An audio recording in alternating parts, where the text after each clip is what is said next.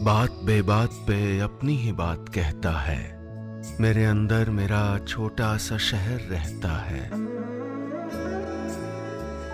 दोस्तों, मेरा नाम है नीलेश मिश्रा। कहानियां सुनाता हूं। मैं लेकर आया हूं यादों का idiot box with Nilesh Mishra season 5, सिर्फ बिग एफएम पर। कहानियां जिनमें आप मिलते हैं खुद से।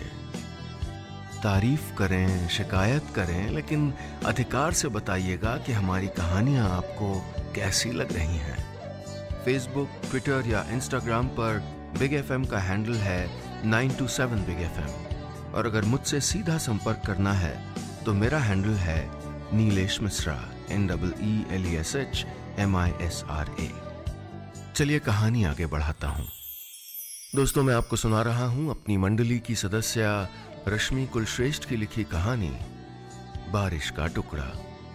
इस कहानी में अब तक आपने सुना, शर्मा जी बनारस जा रहे हैं। बारिश का मौसम है और पेड़ गिरने की वजह से रास्ता रुक जाता है।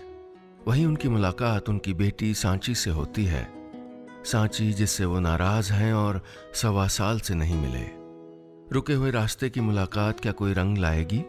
सुनते हैं आगे। बड़े से पेड़ के नीचे गीले तने पर पीठ टिकाए खड़ी सांची किसी अनदेखे बिंदु को निहार रही थी। बदल गई थी उसकी सूरत। भवों की गोलाई में एक झुकाव आ गया था, जैसे किसी फिक्र ने लोच बना दी हो। कंधे थोड़े झुके थे किसी अनदेखे बोझ से। कोई तकलीफ है क्या इसे? मैंने खुद से पूछा। खुद से पूछे गए सवाल सबसे मुश्किल होते हैं, किसी यक्ष प्रश्न की तरह। बीते 1.25 साल में ऐसे तमाम सवालों जवाबों के भंवर में रोज डूबा हूं। क्या रुक नहीं सकती थी वो? अरविंद इतना जरूरी था उसके लिए? मेरी इल्तिजा, मेरी नाराजगी का असर नहीं हुआ था उस पर? पिछले आधे घंटे से अकेले खड़ी थी वो, लेकिन मैं उसके करीब अरविंद को देख रहा था। अरविंद, ये नाम जहन में आते ही अतीत की खिड़की एक बार फिर खुल गई। पापा, ये अरविंद है। 1.25 साल पहले लिया गया अरविंद का नाम मेरे कानों में गूंजने लगा। वो सांची के कॉलेज का आखिरी हफ्ता था। उस बार वो अरविंद के साथ आई। लंबी कदकाठी, आंखों पर चश्मा, घनी मूछें और बाएं गाल पर एक चोट का निशान लिए एक लड़का मेरे ड्राइंग रूम के सोफे पर बैठा था। सांची उसी सोफे के हैंडल पर टिक कर बैठी थी, ठीक मेरे सामने। पेरेंट्स नहीं हैं, 2 साल पहले पढ़ाई पूरी हुई, अब यूनिवर्सिटी में सालाना कॉन्ट्रैक्ट बेसिस पर लेक्चरर है।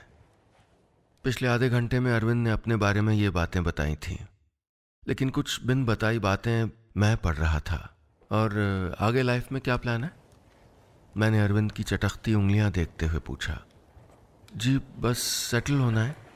उसकी आवाज़ में झिझक थी। कैसे?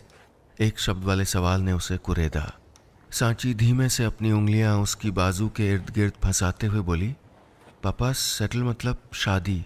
हम शादी करना चाहते हैं। ये वही बात थी जो मैंने पढ़ी थी। कुछ देर बाद अरविंद चला गया, लेकिन सही मायनों में वहीं पैठ जमाए बैठा था, हम बाप बेटी के बीच। अच्छा है वो पापा, खुश रहेंगे हम। सांची ने पैरवी की। कैसे रहोगे? न परमानेंट जॉब है, न परिवार है। मैंने उसे नकारा था।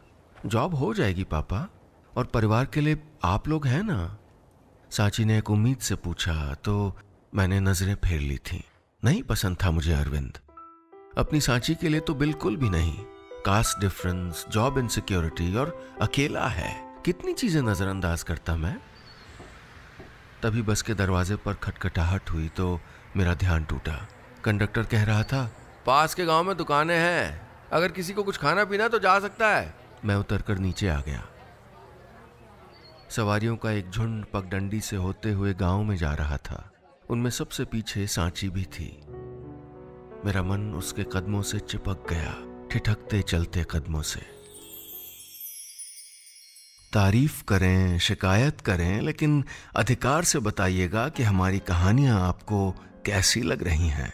और हाँ, रोज ऐसी ही रोचक कहानियां सुनने के लिए सुनिए यादों का idiot box with Nilesh Mishra season 5, सिर्फ बिग एफएम पर। हमारे चैनल पर हर रोज खूब सारी कहानियां उपलब्ध होती हैं, कभी कविताएं, कभी और कोई गपशप। अगर आप चाहते हैं कि कुछ भी ना मिस करें तो 2 चीजें तुरंत करिए। ये ऊपर जो घंटी का निशान देख रहे हैं ना, इस बेल आइकॉन को दबाइए, इसे क्लिक करिए। सब्सक्राइब जहां लिखा है उसको भी क्लिक करिए। चलिए मिलते हैं बहुत जल्दी नई कहानी के साथ। सुनते रहिएगा यादों का idiot box with Nilesh Mishra season 5, सिर्फ बिग FM पर।